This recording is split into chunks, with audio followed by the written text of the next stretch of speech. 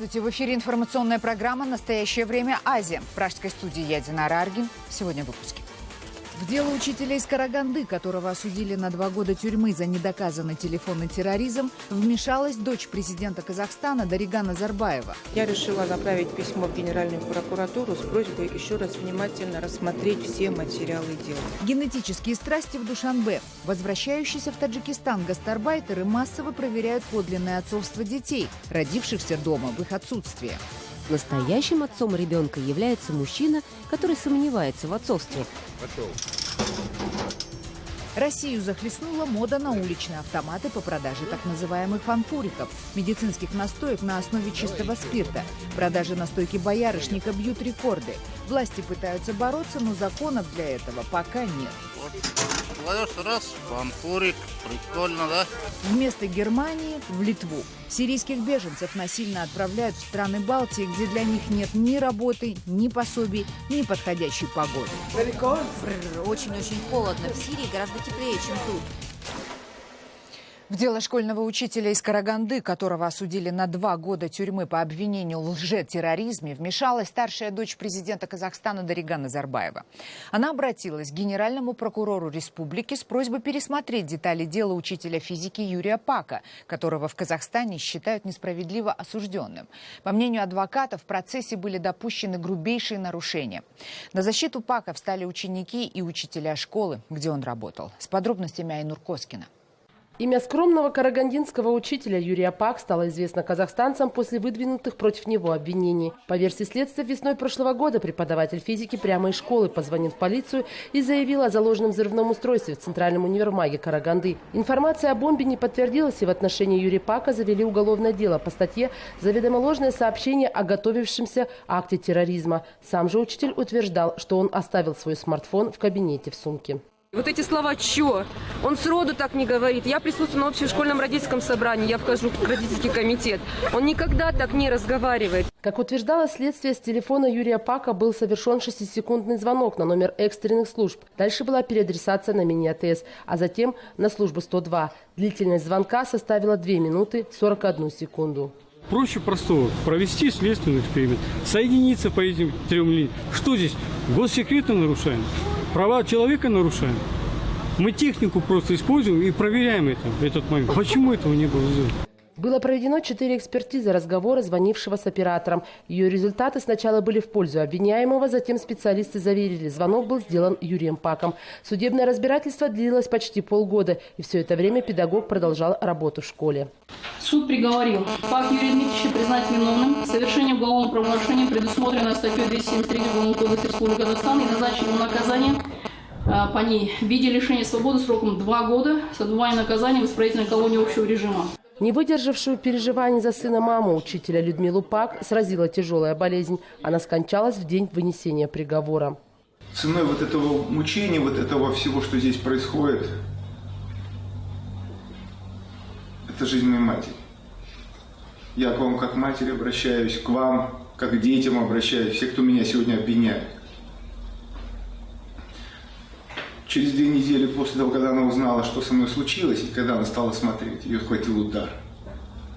Отнялись ноги. А потом, как сказал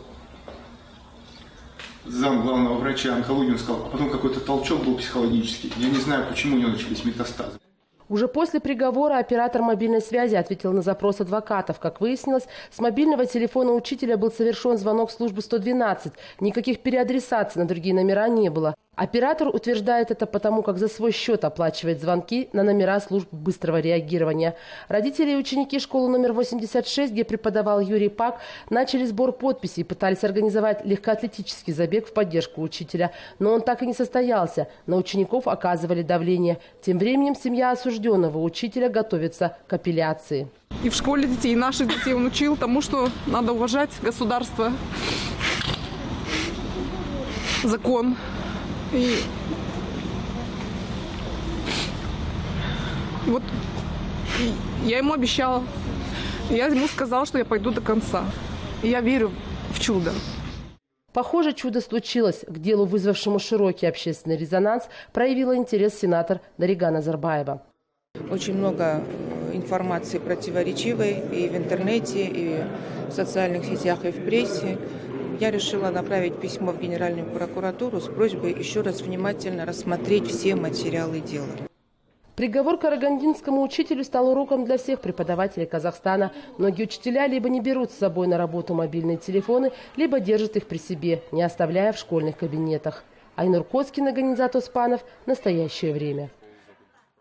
Еще один комментарий Дариги Назарбаевой накануне был дан журналистам. Она сообщила, что ее отцу стало значительно лучше.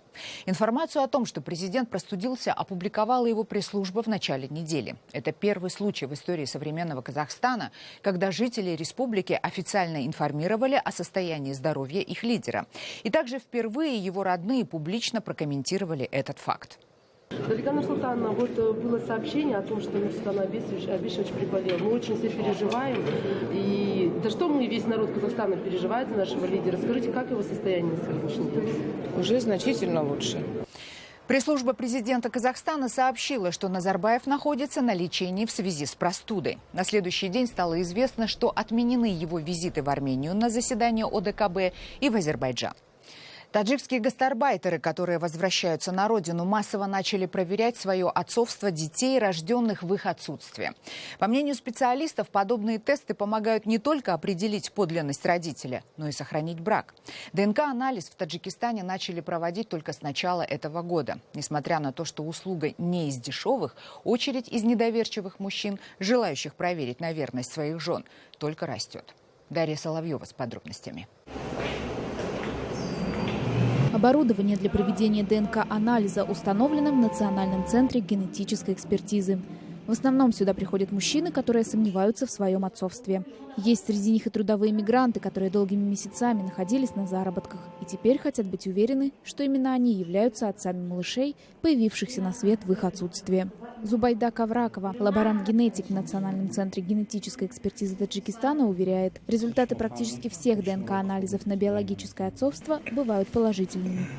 Женщины чаще всего приходят к нам с уверенностью. Они уверены, что настоящим отцом ребенка является мужчина, который сомневается в отцовстве. И лишь 1 из 20 женщин ошибается в отцовстве своего ребенка. ДНК-анализ в Таджикистане начали проводить с января этого года. По словам юристов, до этого момента в некоторых таджикских семьях происходили скандалы вокруг определения отцовства. И обычно они утихали после развода и взыскания алиментов. По данным социологов, некоторые мигранты, возвратившись домой после долгого отсутствия, сомневаются в верности своих жен, что приводит к отчуждению в семьях. В лучшем случае семьи решают развестись. В худшем дело доходит до рукоприкладства, а иногда до убийства или доведения до самоубийства. Рабия Нематова одна воспитывает своих детей, пока муж находится на заработках. На ее плечи легли все жизненные тяготы, и она верит, что муж не может ее предать. И я не могу так поступить и не верю, что женщины, находящиеся в миграции, могут на такое пойти. Наши женщины ведь терпеливые и скромные. Однако мужчины-мигранты поделились, что не раз слышали про похождения некоторых женщин в отсутствие своих благоверных. Они уверены, что хорошая жена никогда не даст повода для кривотолков. Эксперты утверждают, что трудовая миграция способствовала улучшению жизни тысяч людей в Таджикистане. Но есть в ней и негативные тенденции. Разводы семей по телефону, талак по СМС, совершение преступлений на почве ревности и слухов об измене. Но теперь с проведением ДНК-анализа мужчины могут удостовериться в своем отцовстве без лишних скандалов. Бывшего офицера узбекской армии россиянина Дмитрия Драченко хотят депортировать в Узбекистан по обвинению в дезертирстве.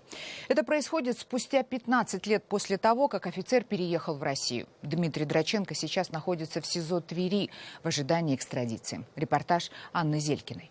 Светлана Кузьмина показывает фотографии мужа. Исхудавшая женщина больше не плачет. Говорит, ей осталось только бороться.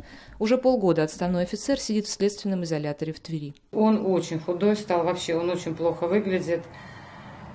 Просто вот на фотографии он там полный, сейчас он раза, наверное, в 3 меньше. Дмитрий родился и вырос в Самарканде. Там же учился, пошел служить в армию по контракту. В 1999 году в Узбекистане начались межнациональные волнения. Русскоязычное население преследовали, угрожали физической расправой. В воинской части, где служил старший лейтенант Драченко, русских заставляли учить узбекский язык и принимать ислам. В 2001 году он подписал увольнительную, получил загранпаспорт и уехал жить в Россию. Здесь гражданин Узбекистана Дмитрий Драченко устроился на работу, получил временную регистрацию. Он запрашивал эти справки, значит, они все у меня имеются, что он не привлекался ни к уголовной, ни к административной ответственности в Узбекистане. А потом он запрашивал с военкомата, значит, он хотел, чтобы его сняли там с учета, встать здесь на учет. Есть также такая справка от 2006 года. Эти справки тоже были все предоставлены прокурору, и в суд. 30 марта Дмитрия забрали прямо из дома. Он впервые узнал, его обвиняют в самовольном оставлении места службы и невозвращении в расположении части. Последнее заседание по продлению ареста Дмитрия Драченко состоялось здесь, в Спировском районном суде, 29 сентября. Защита надеялась, что меру пресечения изменит в связи с наступлением максимального срока его содержания под стражей. Но срок снова продлили, до года. В деле неожиданно появился новый документ. Из него следовало, что Генпрокуратура Республики Узбекистан в октябре 2015-го переквалифицировала дело на две совершенно другие статьи – несообщение о преступлении и дезертирство. Якобы Дмитрий еще во времена службы не сообщил об избиении солдата-срочника, после чего самовольно покинул часть, не ставя в известность командира. Адвокат Светлана Сидоркина говорит, что ее подзащитный впервые услышал об этом в зале суда. При таких обстоятельствах, по крайней мере в рамках Уголовного кодекса Российской Федерации, такого рода перепредъявление обвинения вызывало бы массу вопросов. Главная задача адвоката – спасти отставного офицера от экстрадиции в Узбекистан. 17 октября состоится суд по обжалованию отказа предоставить Дмитрию статус беженца. В уведомлении причина формальная – несоответствие критериям статуса беженец и ссылка на статью закона. Несмотря на то, что угроза жизни, о которой говорит адвокат, уже является одним из критериев для предоставления убежища. Ситуация с соблюдением прав человека в Республике Узбекистан вызывает опасения, поскольку на территории Республики Узбекистан продолжают применяться пытки и признательные доказательства, как у нас было в 1937 году, до сих пор являются царицей доказательств в Республике Узбекистан. И поэтому я, соответственно, как человек и как адвокат опасаюсь в этой ситуации за жизнь и здоровье Димы Драченко. Светлана Сидоркина уверена, держать Дмитрия за решеткой незачем. Он живет в Спирово 13 лет, скрываться не собирался. Многие жители поселка выступили в суде. В пользу Драченко было собрано почти 50 поручительств. Человек, он действительно очень хороший, добрый. Всегда на помощь придет при любом первом звонке. Светлана Кузьмина читает письма от теперь уже законного супруга. С Дмитрием они расписались в СИЗО. Говорит, что иногда даже удается улыбнуться, несмотря на то, что трудно. Сын растет без отца, долги, ипотека. И продолжает бороться и ждать. Анна Зелькина, Игорь Дорошенко для телеканала «Настоящее время». Далее в программе. Вместо Германии – в Литву. Сирийских беженцев насильно отправляют в страны Балтии, где для них нет ни работы, ни пособий, ни подходящей погоды. Очень-очень холодно. В Сирии гораздо теплее, чем тут. Россию захлестнула мода на уличные автоматы по продаже так называемых фанфуриков – медицинских настоек на основе чистого спирта. Продажи настойки боярышника бьют рекорды. Власти пытаются бороться, но законов для этого пока нет. Кладешь раз, фанфурик, прикольно, да? Президент России Владимир Путин ответил западным странам, которые обвиняют Россию в совершении военных преступлений в Сирии. Путин назвал все эти заявления риторикой. Это политическая риторика, которая большого смысла не имеет и не учитывает реалии происходящего в этой стране. Я глубоко убежден, что в ситуации, которая сложилась в регионе в целом и в Сирии в частности, ответственность несут прежде всего наши западные партнеры. И в первую очередь, конечно, Соединенные Штаты. И их союзники, в том числе, конечно, европейские ведущие страны. Выступая на форуме «Россия зовет», Путин также опроверг обвинения в уничтожении гуманитарного конвоя ООН в Алеппо. Со слов российского лидера, те, кто сейчас обвиняют в этой атаке российских летчиков, прекрасно осведомлены, кто на самом деле атаковал конвой. Но мы-то знаем, кто нанес удар по этой гуманитарной колонии. Это одна из террористических организаций. И мы знаем, что, скажем, американцы об этом знают. Но предпочитают занять другую позицию, заняться огульными обвинениями в адрес России. Это делу не поможет. Это вот как раз то, о чем я недавно говорил. Это такой способ ведения дел на международной арене, который называется давлением и шантажом. Сирийские беженцы стали массово прибывать в Литву. Их практически насильно распределяют в страны Балтии вместо Германии и других стран Западной Европы. Их поток в Литву, Латвию и Эстонию будет только нарастать. Из Вильнюса Денис Тарасенко. Литва по программе расселения беженцев из стран Северной Африки и Ближнего Востока обязалась принять 1105 беженцев. С начала этого года в страну прибыло около 130 человек. Но уже в этом месяце в Литву приедут сразу 70 сирийцев и иракцев. Дальше этот поток будет только нарастать. Все 1105 беженцев должны въехать в Литву до конца 2017 года. Времени катастрофически мало, а власти уже понимают, что не успевают подготовиться. Беженцев просто некуда заселять. Единственное место в Литве, куда сразу попадают мигранты, специальный центр в городе Рукла под Каунасом. Но и там все места заполнены уже сейчас. Другой вариант расселения беженцев в центре регистрации иностранцев, который находится в подчинении Министерства внутренних дел. Центр создан для того, чтобы в нем беженцы ждали вида на жительство в Литве. Там, насколько мне известно, еще есть свободные места. А в центре для инфильтрантов под Каунасом пока царит спокойствие. Беженцы привыкают к литовской осени и вспоминают свою родину. Очень-очень холодно. В Сирии гораздо теплее, чем тут. Обитатели центра готовятся к холодам. Теплую одежду им обеспечивает государство. Именно здесь переселенцы знакомятся со страной и планируют свою дальнейшую жизнь. В центре работает даже маленькая биржа труда. Сирийцы возможностями трудоустроиться интересуются, но не скрывают. Литва – это не добровольный выбор. Нам дали выбор только для вида, но ни один человек не попал в ту страну, которую выбрал. Реально страну убежища назначают в самих лагерях. Останемся мы или нет, зависит от условий. Сейчас идут переговоры с биржей труда, и я хотел бы работать по своей специальности. Если появятся рабочие условия, то я останусь тут. Литовскому языку уже обучают. Махер Ислапти из Сирии не скрывает своего разочарования. Изначально он даже не знал, куда едет. Я хотел уехать в Германию. У нас был разговор по скайпу, а потом было принято решение, что мы поедем в Литву. О Литве до этого я ничего не знал. Отбор беженцев проводит МВД Литвы. Главная задача – не допустить в страну подозрительных людей, которые могут быть связаны с исламским государством. Впрочем, для многих Литва становится промежуточной остановкой. Уезжают семьями. Кто-то в Швецию и Германию, кто-то в неизвестном направлении. Причина – низкие пособия. Но больше денег, говорят власти, не будет. Для беженцев не будут создавать условия лучше, чем для рядового гражданина Литвы. Они получают точно такие же условия, как и все наши граждане. И пособия точно такие же, как и у жителей всей Литвы. Даже немного выше. В других странах, в Скандинавии, условия лучше. Из-за этого они и уезжают. После месячного интенсивного курса литовского языка беженцев планируют расселять по всем самоуправлениям страны, где они начнут второй этап интеграции. Что об этом думают сами беженцы и чем это все закончится, неизвестно никому. Денис Тарасенко, «Настоящее время», Литва. В российских провинциях массово устанавливаются уличные автоматы по продаже так называемых фанфуриков. Это медицинские настойки и лосьоны на основе 95-градусного спирта. Россияне в основном предпочитают принимать их перорально, то есть пить.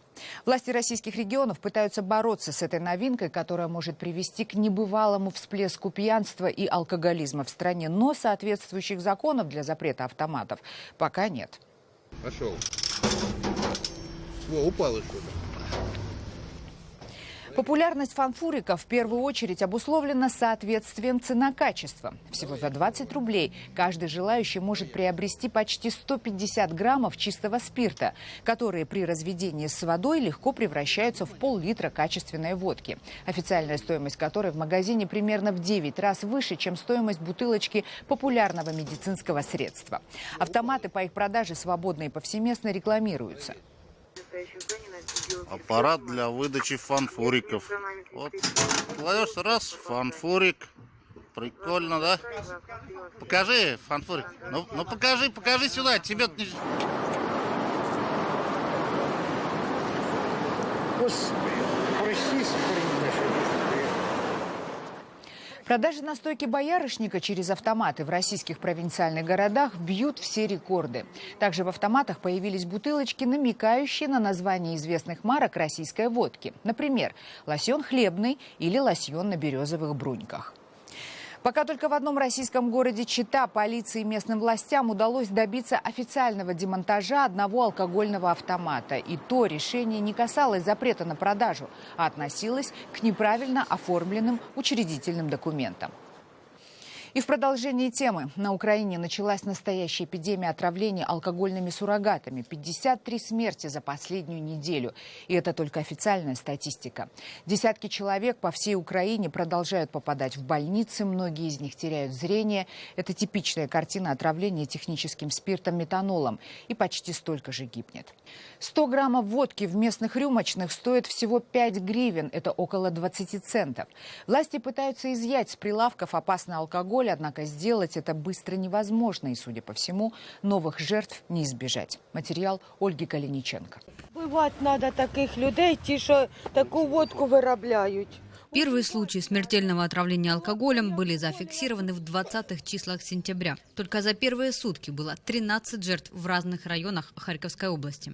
Вот вчера похоронили дядю и бабку ее. Вон еще стоит машина. Вчера ночью там умерли. Осмотрев тела, медики пришли к выводу. Причиной смерти стал метанол, содержавшийся в водке, которую накануне употребляли погибшие. Налоговая полиция, СБУ и прокуратура осматривали все магазины, киоски и частные рюмочные. К поиску подключились и активисты. После проверки 4 мест, в 3 местах мы нашли суррогаты алкоголя. После начала рейда по городу остальные места начали массово закрываться. Однако люди продолжали погибать. И на этот раз случаи отравления были зафиксированы и в других областях Украины. Число жертв росло с каждым днем. Через неделю после первого отравления правоохранителям все же удалось выйти на след создателя суррогата.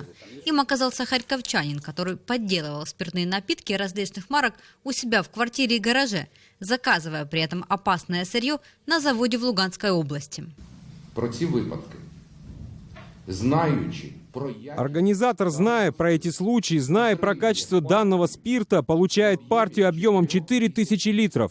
Мы знаем про то, что этой группой изготовлялась водка по брендам «Александрия Брик», «Хлебный дар» и продукция люботинского товара. Несмотря на круглосуточный режим работы, правоохранителям не удалось выявить все магазины, где продается поддельный алкоголь.